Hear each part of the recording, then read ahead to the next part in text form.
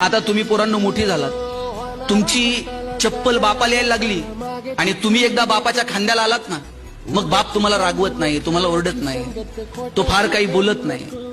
कारण बापाला माहित असतं पोरगा आता खांद्याला आलाय, आता बोलून उपयोग नाही.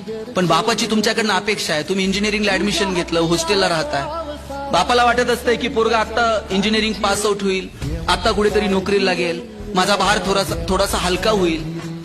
छोट्या छोट्या अपेक्षा आहेत वडिलांच्या तुमच्याकडनं. त्यांना अपेक्षा नाही की तुम्ही कोट्यवधी रुपये कमवावेत आणि माझ्या समोर आणून ठेवावेत. वडिलांची अपेक्षा पोरांनी त्यांच्या पायावर उभं राहावं, त्यांचं जगणं समृद्ध करावं.